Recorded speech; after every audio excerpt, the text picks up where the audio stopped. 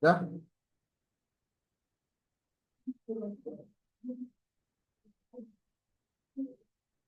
halo, talk dulu. Ya, Bismillahirrahmanirrahim. Assalamualaikum warahmatullahi wabarakatuh.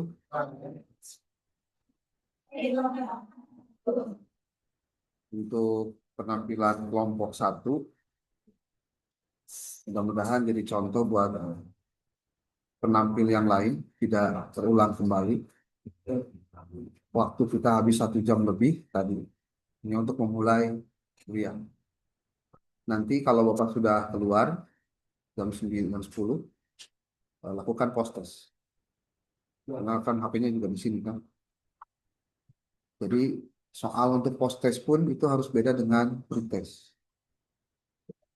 Jadi pastikan tiap kelompok itu bikin soal pretest dan post test agar jika temanmu tidak membaca naskahmu maka dia tidak bisa jawab pertanyaan itu. Coba Bu bikin kayak gitu. Ya. Kalau dia nggak baca naskahnya, naskah Word, dia nggak bakal bisa baca. Kemudian mata kuliah kita juga itu gabung dengan mata kuliah bimbingan skripsi. Bapak sudah buatkan eh, rundown topik inti dari bimbingan skripsi dan ini akan kita ulang dari awal. Ini pertemuannya akan kita ulang dari awal karena memang belum dijamah sedikit pun ya. Karena fokus di mata kuliah metrik. Karena kalian juga kan masuknya juga beda-beda. Dan dari PARE ada yang karet asup dan lain-lain. Ini topik intinya, nanti Bapak kirim di grup. Di grupnya di copy saja nanti langsung dilempar di eh, apa? Dilempar di halaman grupnya. Pertemuan pertama itu adalah pendahuluan dan persiapan skripsi. Jadi sekarang itu kalian sudah dipastikan orientasinya orientasi skripsi dan mata kuliahnya mata kuliah ini. Bahkan di tengah perjalanan beres setelah UTS pun kalian sudah bikin proposal skripsi, siap-siap bayar buat SUPS. Supaya bulan sekarang bulan Oktober, November, Desember itu bisa SUPS. Bahkan sekarang itu apa penentuan pembimbing akan diserahkan kepada mahasiswa. Tapi nanti juga ada pertimbangan dari kampus. Dan itu bagiannya bagian Bapak karena di LPM, LP2M. Itu. Kemudian ini baru ide ya, baru ide dan kita sudah sampaikan idenya. Jadi nanti sidang itu kemungkinan di bulan April dan atau Mei. Sidang. Sidangnya kalau bulan April dan Mei, wisudanya itu sekitar di bulan kalau tidak Juli di Agustus. Pokoknya beres 1 semester 4 tahun sudah. Kita ngobrol atau kebiasaan. Andainya terus kebiasaan ngobrol coba. Oke ngobrol mah nggak bapak gue sok ngomongin bapak tenang naon. Santai we. Dah pasti celima panas gitu. Ya. Jadi maksudnya begini. Apa tadi? Eh, wisuda itu akan kita arahkan pas 4 tahun. 4 tahun itu di Agustus. Kemarin kita September itu sudah wisuda. Terus sebetulnya sudah pas itu. Karena kan Agustus, saya September sudah. Kan teman di SPP. Pokoknya namun SUPS na telat, sidangnya pasti telat. Karena naon, keluar SK-na, oke telat. Kita menginginkan tahun ini semua bisa selesai tepat waktu. Jadi tolong alasan. Fokus we skripsi pemasaran beres ya. Jangan bicara yang lain-lain. Ya, nih pertemuan pertama itu kita alokasikan untuk pertemuan satu pendahuluan dan persiapan skripsi. Ini untuk materi bimbingan skripsi ya. Kemudian pertemuan kedua, membongkar buku pedoman skripsi. Nah, karena buku pedomannya juga akan kita revisi. Jadi, oh ya nak, kudu menunggu nanti eh, apa pedoman yang baru. Tapi kalau untuk kira-kira pointer apa saja persiapan bikin proposal, coba di BDA dulu. Udah non aya wae, lamun kualitatif iya, kuantitatif gini. Tuh. Kemudian pertemuan ketiga, pemilihan dan pembatasan topik penelitian. Ini juga. Jadi materi metlit mah teorina, bimbingan skripsi itu praktik. Hanya mesti fokus dan serius karena mau di akhir. Ya nu loba alasan, ya hampura lah. Loba mah mau loba ting dedengian ya namanya. Mau ting tipis ceuli ya nama. Terserah, kamu arek ngilu henteu terserah. Nu pertemuan keempat menyusun proposal skripsi. Jadi sebenarnya ayeuna teh bahasana teh menyusun proposal. Tapi nanti kita akan arahkan penyusunan proposal setelah kamu melakukan studi pendahuluan. Walaupun materi studi pendahuluan itu ada di kelompok 4, mana kelompok 4? Materi kamu naon? Hah, kita maksudnya kan dia sebaiknya. Semester kelompok 4 itu studi pendahuluan masih 3 pertemuan lagi, tapi akan kita coba arahkan penulisannya dari sekarang. Nanti saya akan kirimkan satu link Google, link ChatGPT yang isinya itu adalah contoh tahapan bagaimana cara untuk mendapatkan tema penelitian sebelum kamu melakukan studi pendahuluan. Jadi kekeliruan paling banyak ketika mahasiswa mau bikin skripsi itu adalah ngumpulkan judul. Dan itu keliru. Bukan judul yang kamu ajukan, tapi masalahnya apa. Karena judul itu nanti bisa diolah kembali. Jadi kalau ada orang yang kemudian memperdebatkan persoalan judul, berarti tengerti masalahnya. Nah, jangan-jangan itu yang terjadi. Dan mudah-mudahan tidak lagi terjadi seperti hari-hari sebelumnya. Orang itu disuruh ngumpul ke judul. Nu pada akhirnya orang itu, atau mahasiswa itu, ya tebak-tebak buah manggis, ngumpul ke judul salobana terus diarahkan kumacana jadi judul nu anyar. Itu kan masalah. Apa yang seharusnya dilakukan? Ya harus dilakukan terus studi pendahuluan. Ngerti heula konsep dari masalahnya. Makanya judul pertama itu konseptualisasi masalah penelitian. Pertemuan kedua nanti itu sebetulnya ada relasikan ya jeng pertemuan pertama jeng kelompok satu, yaitu menentukan masalah penelitian. Judul pertama dari tema diskusi itu sudah ngomongin masalah. Nanti kamu sok catat baik-baik. Kamu nanti buka link web www.zstriplibrary.sk. Depan enak di berajaan. Nanti pan hadir supaya. Ya, nih lihat. zstriplibrary.sk. Lalu kamu masuk ke sini. Cari buku yang berjudul Metodologi Penelitian karya W. Gulo. Kamu download bukunya. Nonton. Kurang sih.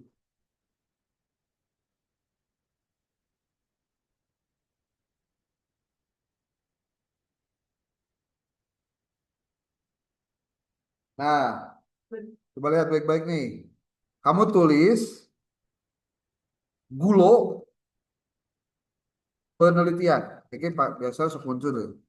Ini maksudnya teh W Gulo, penulisnya namanya W titik Gulo. Kemudian, nah ini bukunya ini nih. Kamu download buku ini, nanti kamu bakal dapatin bukunya ini nih. Ini bukunya. Nah, ini. Ada 113 halaman. Di sini ada judul khusus terkait dengan konseptualisasi masalah penelitian. Jadi sebenarnya kalau mau rincian detailnya, pembahasan metode penelitian itu dimulai dari pembahasan tentang hakikat ilmu, pengetahuan, penelitian, bicara tentang konsep dasar. Tapi itu kita sudah sampaikan di pertemuan pertama, termasuk ketika kamu menyusun ini. Ini sebetulnya cara yang digunakan Bapak untuk buat kalian membaca naskah buku sebelum kamu belajar. Cuma memang ini ada beberapa kekeliruan. Pertama, ada yang nulis tidak di template-nya. Satu. Harus nulisnya di template-nya. Template itu naon nu dikirim teh. Eta print out termasuk halaman depannya, halaman kedua dan seterusnya. Kemudian yang kelas selanjutnya, tulis soal dulu baru jawaban. Ulah iya soal, jawaban. Goreng patut eta teh. Naon sebabna disebut goreng patut? Kenapa alasannya? Karena kalau kamu tulis soal dulu, kamu nanti cari jawabannya berdasarkan soalnya, bukan rek maca babnya. Kan udah ditita teh naon? Maca bab, maksudnya maca bab bukunya. Jadi kalau misal nih, kamu kerjakan soal dulu, terus pasti kan nyari jawabannya tuh. Nah, ngambil jawabannya maca heula, terus kakak diisian. Mungkin nomor dua tulis, nah ngandai kan gitu terus. Di buku ini ada bab 3, dia membahas tentang khusus tentang konseptualisasi masalah penelitian. Tugas kalian, tugasnya adalah kamu harus bikin resume dalam 3 lembar, baca bab ini khusus karena bab ini bicara tentang konsep dasar, tentang konseptualisasi masalah penelitian. Puntennya nulisna ulah bulan balik bager, ya nulisna selembar-selembar dibulak balik teh jadi kurang indah lah, apalagi kayak gini tuh nggak ada garisnya kan, tuh maksudnya ya ganti ulah bukan lain nama dihampura lah kan lamun minggu harap masih kayak gitu mau dihampura udah balikan ini ya berarti belajar dari pengalaman tuh teh. Nih coba lihat nih bab 3 ya, ini bab pertama dulu ya tentang hakikat ilmu pengetahuan. Mata kuliah Medlit itu tidak terlepas dari filsafat umum, filsafat ilmu, dan mata kuliah teknik penulisan karya ilmiah. Tidak terlepas. Termasuk di mata kuliah bahasa Indonesia. Tidak terlepas. Karena apa? Metode penelitian itu pada akhirnya adalah sebuah cara yang digunakan untuk mahasiswa bisa menyusun proposal, bisa menyusun penelitian yang namanya skripsi, dan bisa mempresentasikannya.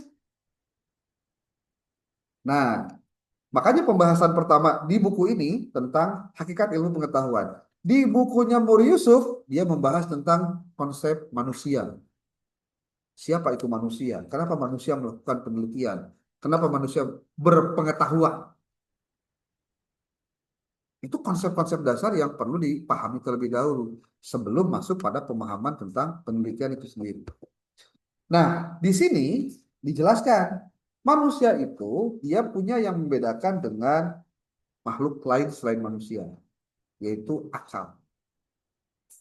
Akal itu kalau dilihat dari kata dasarnya, kalau kamu lihat bahasa Arab kan kita aklun.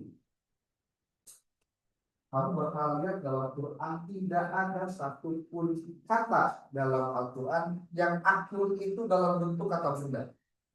Tidak ada. Semuanya dalam bentuk kata kerja. Apalah takilun, apalah yang terus. Dan itu menunjukkan bahwa akal itu bukan benda. Ini tapi proses, harus fungsi. Terus ada dia kan ada otak. Fungsinya karena otak tuh. Iya. Ada otak di dalam diri manusia yang membedakan dia dengan hewan atau makhluk lain. Manusia punya otak, ya. Hewan yang lain juga punya otak. Yang membedakan otak manusia dengan otak hewan adalah fungsi otaknya. Kalau otak yang dimiliki manusia, dia gunakan untuk menalar atau bernalar, sehingga dia bisa melakukan penalaran. Karena kalau orang Sunda, menalar, apa tuh? Nah, kalau menalar itu artinya menggunakan akal, menggunakan otak, sorry. Yang tidak hanya otak, manusia juga punya hati. Yang gabungan antara otak dengan hati, itulah yang disebut dengan akal. Kamu bisa temukan penjelasan ini, baca bukunya Harun Nasution, judulnya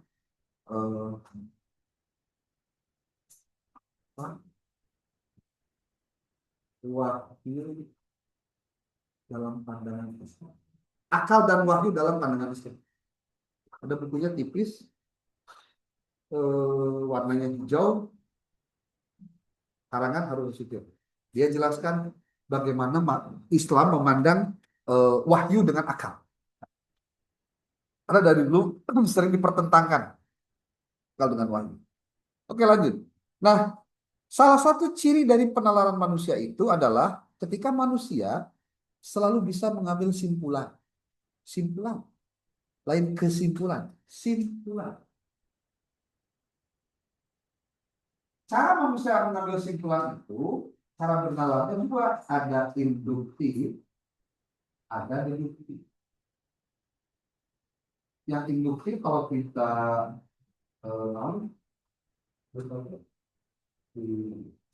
disingkat, iku. Kalau deduktif, duk. Ikutnya pengambilan, kalau seperti balik, misalnya induktif itu pengambilan simpulan dari hal-hal yang bersifat khusus, ditarik jadi bersifat. Kalau deduktif pengambilan simpulan dari hal-hal yang bersifat umum sehingga menjadi beda. Nanti kamu bisa lihat induktif itu pada tataran rasionalisme dan deduktif itu pada tataran empirisme. Ciri ilmiah itu mengandung kaidah-kaidah ilmu ya, yang utamanya ini rasionalisme dan empirisme. Apa yang menjadi ilmiah yang kita sebut dengan hari ini metode ilmiah adalah sesuatu yang harus pada ranah pengalaman manusia. Yang tidak masuk pada ranah pengalaman manusia tidak menjadi ukuran untuk dinilai sebagai ilmiah. Jadi metode ilmiah itu nggak bisa meneliti tentang bagaimana pertanyaan munkar dan nakir di dalam alam kubur. Nggak bisa, itu melain pengalaman manusia. Itu mah jawabannya dengan agama, bukan dengan sains. Apakah metode ilmiah bisa mendeteksi itu? Ya selama memang alat ukurnya tidak jelas begini. Kalau metode ilmiah itu terukur, ibarat ini apa ini? Papan tulis, ini ada batasnya nih. Selama masih dalam batas-batas papan tulis ini, contohnya, berarti dia ya ilmiah. Itu contohnya. Lewatnya dari batas ini, udah nggak ilmiah. Maka yang harus diteliti dalam konteks penelitian kalian di Prodi PAI adalah hal-hal yang berkaitan dengan rasionalisme dan empiris. Ada pertanyaan, Pak, kenapa kok yang ilmiah itu yang dijadikan patokan dalam belajar di perguruan tinggi, bukan yang lain? Kok yang ilmiah sih? Pengetahuan ilmiah. Jawabannya begini. Standar pemahaman kebenaran jauh lebih bisa objektif jika pendekatannya ilmiah. Karena dia harus pada posisi ketika diteliti, diulang diteliti di tempat yang lain pun dengan cara yang sama, hasilnya pasti mau jauh beda. Tuh. Artinya pemahaman manusia memiliki kesamaan ketika menggunakan metode ilmiah. Beda dengan menggunakan metode agama. Kalau menggunakan metode pendekatannya dengan agama, pasti akan beda-beda. Karena apa? Setiap agama punya pemahamannya masing-masing. Kebenaran masing-masing setiap agama berbeda-beda. Nggak bisa disamakan. Contoh-contohnya di bukunya Wegulo ini disebutkan ini. Dia menjelaskan ada teori, ada proposisi. Jadi tolong di 3 bab saja, bab 1, bab 2, bab 3. Diambil intisari yang pentingnya. Ya,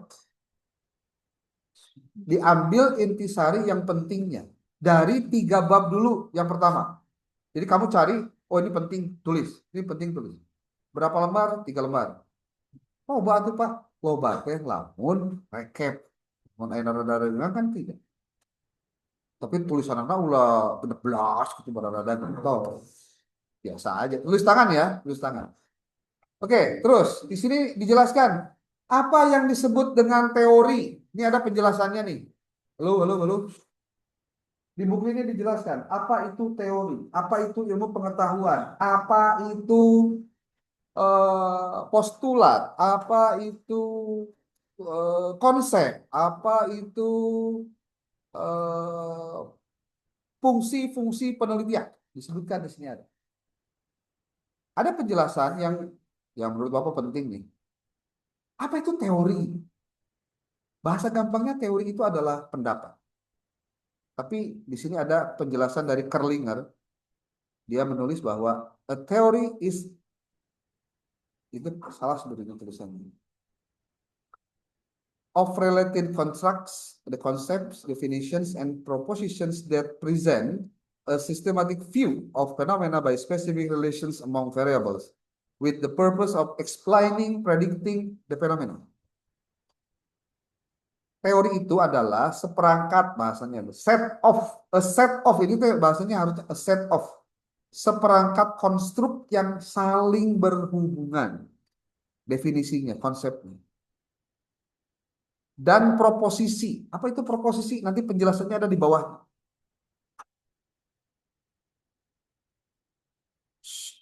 Ngobrol wae masih. Kita ketinggali atuh ya. That present a systematic view yang menghadirkan pandangan yang sistematik dari fenomena yang memiliki relasi yang spesifik antar variabel. Tujuannya apa? Si teori itu tujuannya apa? Explaining, predicting. Dia menyebut 2. Nanti satu lagi ada. Yang ketiga adalah control. Yang itu biasa digunakan dalam membahas tentang apa fungsi ilmu, apa fungsi teori. Itu 3. 1 sebagai explaining, menjelaskan. 2 predicting. Predicting itu meramalkan. Control artinya mengendalikan. Penjelasannya banyak. Di sini ada. Kalau kamu ingin tahu kenapa teori itu penting kamu kuasai. Teori itu apa sih tadi? Teori itu adalah proposisi, yang isinya adalah konsep yang menerangkan sehingga kita memperoleh gambaran yang bulat dan tentang suatu peristiwa. Teori itu tersusun secara sistematis dan punya fungsi. Contoh, ini gelap nih, awan tuh mendung. Apakah secara teori mendung pasti hujan?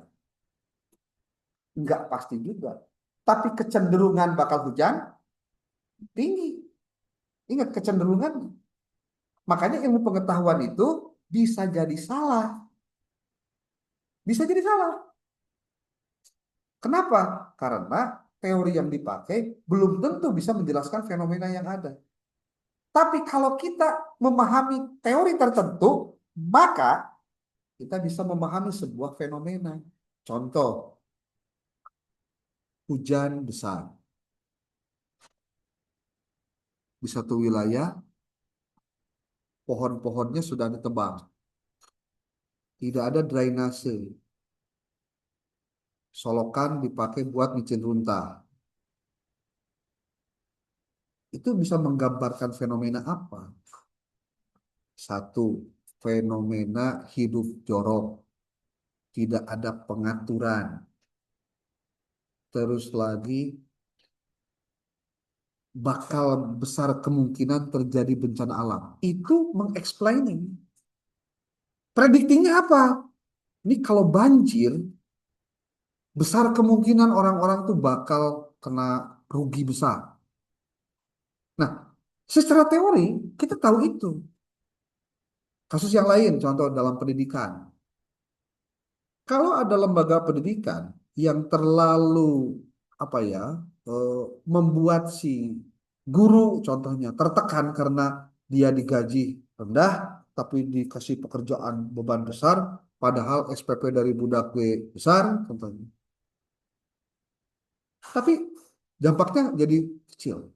Apa yang terjadi? Guru tidak akan bisa mengajar dengan maksimal karena orientasinya juga berpikir tentang ekonomi. Akhirnya apa dampaknya? Siswa akan merasakan bahwa gurunya tidak maksimal. Nanti si anak ngomong ke orang tuanya nanti bakal komplain ke sekolah. Apa yang terjadi kemudian? Jangan pikir nanti di tahun yang akan datang jumlah siswa bisa bertambah. Pasti kurang. Kan gitu menurut. Fenomena itu bisa dijawab karena kita tahu teorinya gitu maksudnya. Kalau kita tidak tahu teorinya, biasanya kita akan menjawab tidak berdasarkan ilmu. Biasanya berdasarkan ecek, cenah, jeng kebiasaannya. Dari dia mah biasa lagi gitu dapat jadi biasa we. Biasa. Ngomongnya nggak benar, kita pakai ilmu tuh. Tuh, eksplanatif, prediktif, dan kontrol. Penjelasannya ada di sini. Dibaca terus. Setelah bicara teori ada proposisi. Setelah proposisi ada bicara konsep. Nanti kita bicara masalah. Apa itu masalah? Di buku ini dijelaskan dengan jelas bahwa teori ini adalah susunan proposisi-proposisi yang proposisi ini adalah kumpulan dari konsep-konsep. Kenapa perlu membahas ini ketika membahas tentang konseptualisasi masalah pengetahuan? Karena inilah yang nanti akan dibahas berdasarkan penjelasan-penjelasan berikut seperti ini. Kalau kita mau ngomongin tentang masalah, kan kudunya heula masalah kenal. Sesuatu disebut masalah kalau apa? Dan di sini ada penjelasan. Ini hanya salah satu penjelasan saja di luar penjelasan yang lain. Ini penjelasan tentang penelitian. Apa sih penelitian itu? Scientific research. Ini lihat. Systematic, controlled, empirical, and critical investigation of the proposition about the presumed relations among natural phenomena. Lihat. Yang namanya research, scientific research atau penelitian ilmiah itu menjelaskan, menyusun hipotesis tentang hubungan yang diperkirakan di antara fenomena-fenomena. Berarti si penelitian itu harus dilakukan secara sistematis. Dari mana tahunya sistematis? Ketika tahapannya jelas. Kudu mulai di mana heula, lalu kemana. Kemudian penelitian dilakukan secara terkendali. Penjelasannya, perumusan konsep dan hipotesis secara operasional merupakan kendali dalam mengarahkan seluruh kegiatan penelitian. Berarti mau tidak mau dampaknya buat mahasiswa, satu, kudu banyak baca, kudu banyak referensi, kudu banyak memberikan kontribusi dari bacaannya. Nah, buat kalian yang pengen nambah referensi, bukunya kalian bisa download gratis. Dari mana bukunya download gratis teh? Tahun teh? Nah, ini zstriplibrary.sk. Sok cari buku-buku di sini. Untuk semua mata kuliah kamu yang kamu butuhkan download di sini. Tapi lamun ambil buku nawa ya anak kudu meuli. Contoh yang Suharsi Yai Kunto, lu ketemu tuh PDF-nya. Ya wayana rek beli heug arek apa? Pinjam hegae, nu penting mah pada saat tugas dikumpulkan ada. Ya. Kalau yang Muri Yusuf kan sudah diberikan. Lalu, nah ini, ketika kita bicara tentang apa tadi? Konseptualisasi masalah penelitian, disebut masalah itu kalau bagaimana sih? Kan gitu mereka. Ini penjelasan-penjelasannya jelas sekali.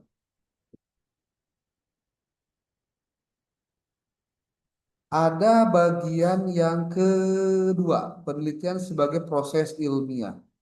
Di bab 2, nanti kamu baca saja sendiri deh. Deduktif, induktif dijelaskan di sini. Kita masuk ke bab 3. Nah ini, ada tahapan penelitian ilmiah yang kalau dalam bahasa Wekulo itu dia tuliskan ada 10 tahapan. Dan 10 tahapan itu dimulai dari konseptualisasi masalah penelitian. Ini penjelasan-penjelasannya relatif bisa dipelajari ya. Dilihat nih. Pertama, pada saat menyusun masalah penelitian itu kamu harus merumuskan masalah. Dan kalau ditanya apa itu konseptualisasi?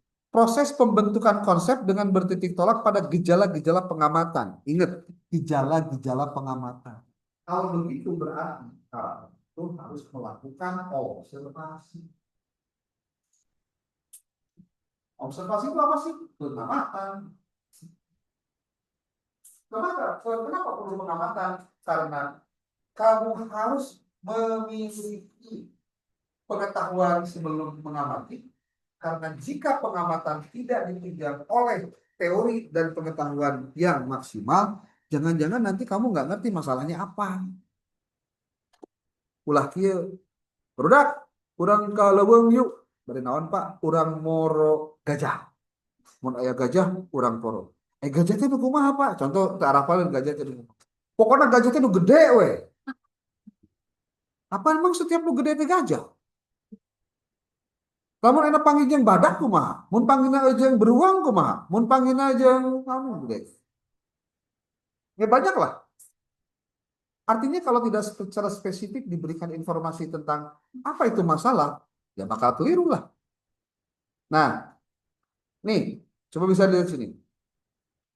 Kamu bisa lihat bahwa masalah itu, kata Gulo, bisa dikategorikan dalam 3 kelompok. Ada kelompok filosofis, ada kebijakan, ada masalah ilmiah. Jadi lamun ditanya, Pak, ini kan di tempat lain mah aya menjelaskan masalah itu sebenarnya ada 8. Bisa mungkin. Pengembangan-pengembangan sesuatu yang tidak aneh. Suatu masalah katanya dikatakan filosofis jika gejala empirisnya tidak sesuai dengan pandangan hidup yang ada dalam masyarakat. Empiris itu yang terjadi, pengalaman manusia yang terjadi. Ya. Gejala hubungan seks sebelum nikah di kalangan remaja termasuk dalam kategori remaja itu tidak sesuai dengan norma-norma etis dan norma-norma keagamaan yang dianut oleh masyarakat. Jadi kalau ditanya, kenapa mereka itu kok melakukan itu? Apakah dia melanggar? Ya. Apakah itu masalah? Ya. Masalahnya masalah filosofis yang turunannya banyak sekali. Normatif itu kan turunan dari yang filosofis. Yang secara empiris terjadi di lapangan. Adapun masalah, contoh, masalah yang tergolong dalam masyarakat yang terkait dengan kebijakan adalah perilaku yang tidak sesuai dengan apa yang diharapkan oleh si pembuat kebijakan. Ini contoh zaman dahulu ada yang disebut dengan Inpres IDT. IDT itu adalah Inpres daerah tertinggal. Jadi bantuan nanti tenepi karena yang seharusnya diberikan. Apa yang terjadi? Pasti akan ada kualitas pendidikan yang tidak sesuai dengan tujuannya, berarti akan terjadi masalah. Seperti penggunaan dana BOS yang tidak sesuai dengan peruntukannya, ya itu juga akan bermasalah. Ya. Adapun masalah yang terkategori ilmiah adalah kenyataan yang tidak sesuai dengan teori ilmu pengetahuan. Dan itu bisa jadi diambil pada saat hasil risetnya beda dengan apa yang terjadi di lapangan. Toh, cek teorinya, nah, hukuman itu bisa mengubah perilaku. Ada reward, ada punishment. Punishment itu bisa mengubah perilaku. Pada suatu saat, ada orang yang diberikan punishment, tapi ternyata tidak berubah-berubah. Ada apa? Situ ada masalah. Rumus dari perbuatan itu ilmiah kalau tidak sesuai dengan kategori ilmiah. Contohnya, orang itu, siswa itu biasanya akan termotivasi belajar jika dia memiliki tujuan yang jelas. Jadi motivasi itu ada hubungannya dengan tujuan dia kenapa belajar. Nah sekarang ketika dia punya tujuan, tapi tetap aja nih motivasinya rendah. Kenapa ya? Ada apa? Atau harusnya anak dari keluarga kaya itu belajarnya harus lebih rajin dong. Kenapa? Karena mereka memiliki fasilitas untuk bisa belajar benar. Beda dengan anak biasa-biasa yang hidupnya juga biasa. Tapi anehnya, kenapa yang rajin itu malah orang-orang biasa, yang anak orang kaya tidak rajin? Nah, itu secara ilmiah bisa dibuktikan untuk dicari alasan apa yang membuat mereka seperti itu. Dan pasti banyak yang lain yang kemudian bisa dijadikan sebagai cara menjelaskan itu. Nah, bagaimana kemudian kita bisa menjelaskan masalah itu seperti apa sih? Ini lihat. Ada teori, ada gejala empiris, lalu ketika jadi isu, maka itu jadi masalah.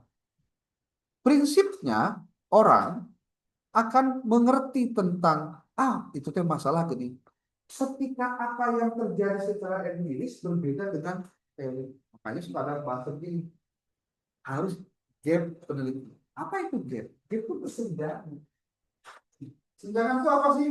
Ibarat dia jurang, dia jelema di dia jelema di dia. Nah, kita gap lagi. Penelitian itu harus bisa nyambung ke ini. Ada juga istilah gap itu adalah contohnya kita kamu lihat sebuah puzzle. Kemudian ada yang bolong cantik. Nah, ketika kita melakukan penelitian itu kan melakukan bolong yang itu.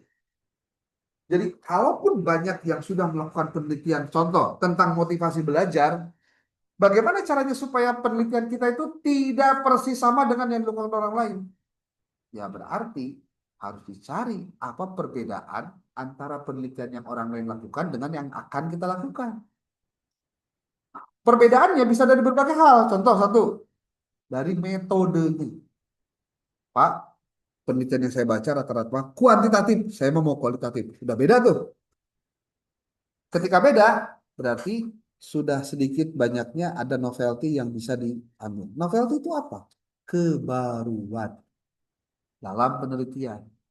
Maka pastikan kamu pada saat menyusun nanti proposal, menyusun masalahnya, lalu mengkonstruksi judul untuk penelitian kamu, pastikan bahwa semua itu dilakukan secara tahapan ilmiah. Nanti di pertemuan berikutnya Bapak akan coba kamu belajar tentang hal-hal lain. Tapi belajar dari sekarang, nanti laporkan minggu depan. Tadi kan sudah yang 3 babnya, bab 1, bab 2, bab 3 itu diambil apanya? Resume. Nah sekarang catat lagi, bagaimana caranya kamu bisa mendapatkan research gap penelitian? Mendapatkan novelty penelitian? Caranya dengan menggunakan software dan AI. Gitu. Ngomong zaman apa? Lihat baik-baik ke sini. Kamu tempuh YouTube, pelajari tentang apa? AI apa yang bisa dipelajari? Satu, kamu download yang namanya Harzings Publish or Perish. Sudah pernah dengar? Ya. Nah, sok, tulis. Harzings Publish or Perish. Yang kedua, Force Viewer. Nah, Force Viewer. Ada Force Viewer, POP. POP itu Publish or Perish. Di internet, di YouTube banyak banget yang bisa tutorial cara untuk itu. Ini, oke. Tutorial mencari research gap. Oke. Gap penelitian dengan POV dan close viewer. Nanti kamu tinggal pelajari, nonton, dan seterusnya. Nih, lihat nih. Nah, tutorial Fast Viewer lengkap, cari research gap plus novelty dari Scopus. Ini Scopus top berarti. Oh, udah bisa ngambil itu. Atau dari Bu ini nih. Yuk belajar analisis bibliometrik menggunakan Fast Viewer. Nih. Atau ada lagi tutorial Fast Viewer mencari novelty dan research gap dengan mudah. Dengan mudah. Penelitian mencari research gap dan novelty dengan analisis bibliometrik Fast Viewer. Artinya apa? Ketika kamu mencari masalah penelitian atau Pak, saya penelitiannya kayak tentang naonnya gampang. Baca dulu saja tutorial-tutorial ini, pelajari baik-baik, ya, ngobrol baik, ngobrol langsung masuk. Semua yang bisa dipelajari, nih ada nih. Ahmad Fauzi ada sebuah channel YouTube yang bagus karena dia banyak memproduksi video-video edukasi, itu namanya Ensiklopedia Ahmad Fauzi. Salah satunya dia menulis analisis bibliometrik menggunakan Fast Viewer dan Publish or Perish yang berpeluang publikasi di Scopus. Itu kakarak dua saja. Kita belum menggunakan dua lagi. Ada yang disebut dengan research, sorry, gap penelitian penelitian menggunakan satu research rabbit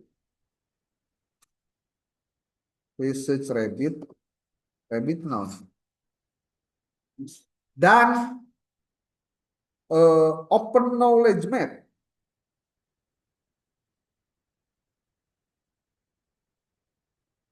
Ini kalau kamu mempelajari ini tuh, mencari research gap menggunakan open knowledge maps. Sok tulis bisa pohon sudah tulis.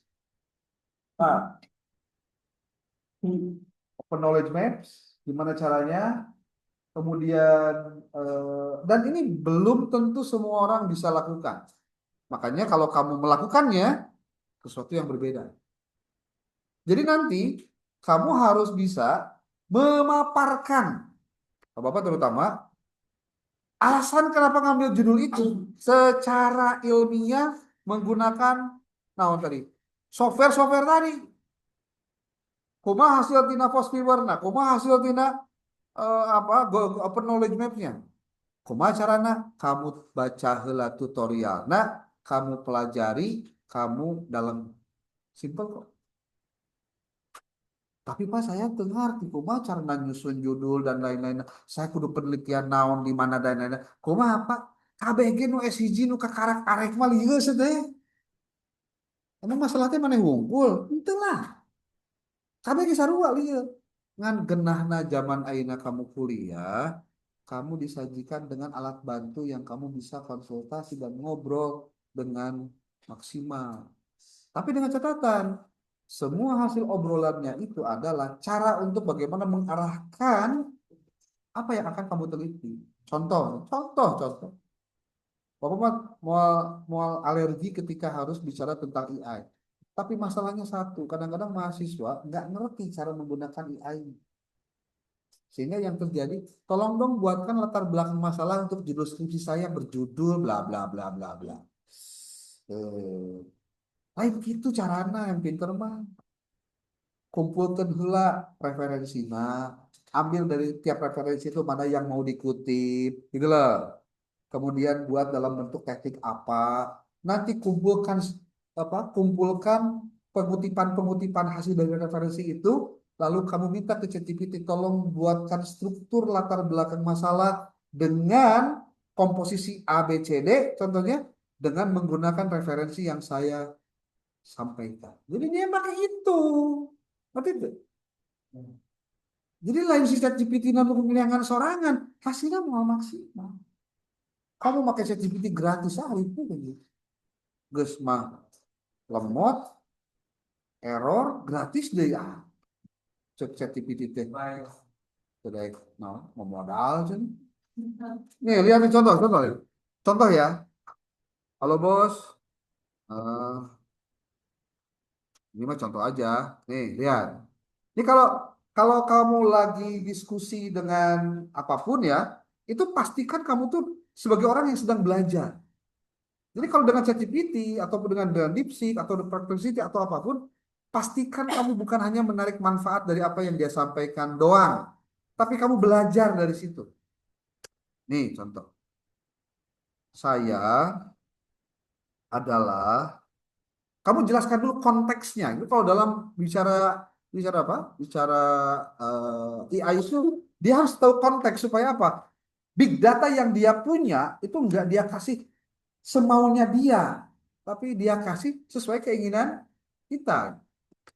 Saya adalah mahasiswa semester akhir yang akan menulis proposal penelitian untuk skripsi. Kita aja ngobrol dulu. Untuk skripsi. Skripsi. Apalagi? Saya ada di prodi pendidikan agama Islam. Tetap. Kasih dia konteks. Ya. Nah, jika Anda berperan sebagai dosen, akademisi, dan peneliti yang ahli dan berpengalaman dalam melakukan penelitian, bisakah Anda berikan tema tema penelitian yang apa ya? eh, atau apa in teh? Aktual untuk saya jadikan pertimbangan pertimbangan judul dalam proposal penelitian saya. Nah, dia akan memberikan jawaban seperti apa? Coba lihat. Tentu berikut adalah tema penelitian yang dapat Anda pertimbangkan skripsi di program PAI. Tuh. Ini kan pertimbangan hukum. Kamu resep di mana yang kayak kita bahasa resep di mana? Ah, kayaknya saya senang yang ini nih. Nanti penelitiannya. Jangan sekali-kali berpikiran begini. Abdi Marek penelitiannya kualitatif mual kuantitatif. Nah, dah kuantitatif mah ya hitung-hitungan Anda ya SPSS nah ya angka-angka. Nah, kalau Anda berpikirnya begitu ya keliru. Jadi kalau dalam penelitian itu bukan karena pendekatannya pakai kuali-kuali lain. Masalahnya apa? Dan Anda ingin mengkaji apa? Itu harus dijawab. Karena penggunaan metode nanti di pertemuan ketiga, di kelompok tiga, ketika bicara tentang menentukan pendekatan penelitian. Pendekatan penelitian itu ada setelah masalah ayah. Lah masalah can kapang itu menentukan kuanti kuali itu mah cerita. Hah? Nih, fokusnya apa? Pengembangan kurikulum PAI, peran pendidikan agama Islam, membangun toleransi, efektivitas model, pengaruh pembelajaran, penerapan pendidikan, terus dia kasih peran. Tuh. Minimal ya ngobrol. Ceritanya ya. Ini saya senang yang nomor 8 tentang radikalisasi. Betul ya. Saya tertarik nomor 8. Gimana menurut Anda? Ah,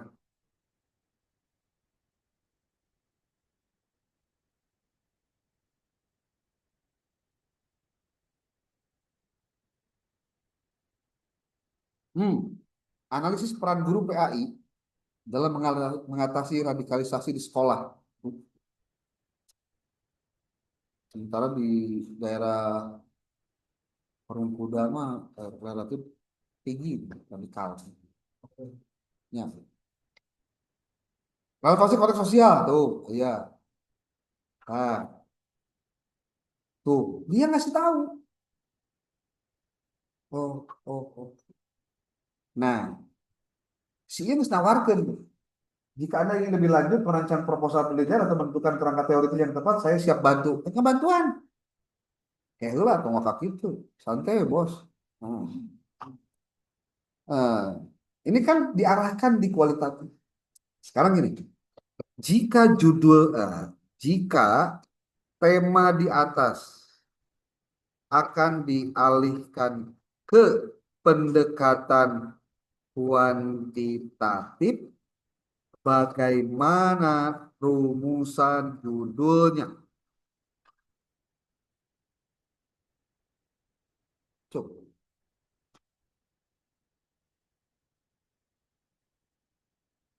Tuh, tinggal. Lain cek jeung cenah kamu neangan kieu. Ini belum belum final, ingat, belum final. Yang kamu harus lakukan adalah coba cari kata kunci dari semua ini yang lalu kamu, nih lihat, contoh kamu ngambil nomor 5, studi kuantitatif tentang pengaruh peran guru PAI terhadap tingkat radikalisasi di sekolah menengah. Contoh judulnya itu. Oke, kan kudu teangan. Variabel iya, kumaha indikatorna. Variabel yang Y, gimana indikatornya? Kan gitu. Nah, itu nanti masih berlanjut terus. Ayo nama, pelajari publish or perish, open knowledge maps, research rabbit, post pivot. 4. Kemudian coba ganti kata kuncinya dengan tema-tema kata kunci yang kamu pengen jadikan itu modal buat proposal kamu. Ti ayeuna kudu siap-siap bikin proposal skripsi. Caranya cari dulu masalahnya, kamu rumuskan dulu judulnya, nanti untuk proposalnya sambil berlanjut di mata kuliah kita sampaikan ini loh rundown untuk bikin proposal. Dan itu harus sudah selesai nanti kurang lebih dalam waktu 1 minggu proposal sudah siap, kamu siapkan bayar SPS bulan apa semester hadap SPS kamu. Dengan judul itu, siapkan proposal, siapkan PowerPoint-nya. Kamu harus bisa mengumpulkan minimal 40 buah referensi untuk mendukung proposalmu. Satu judul. Kamu menawarkan satu saja. Makanya nanti di kelompok 6 kita akan bahas tentang yang namanya studi pendahuluan. Kelompok 6 atau kelompok 5? 6 ya. Tentang studi pendahuluan. Dan nanti kamu harus ke lapangan dulu untuk mencari apanya? Data awalnya, Kade. Data awal. Oke, sudah pas pukul 10.00.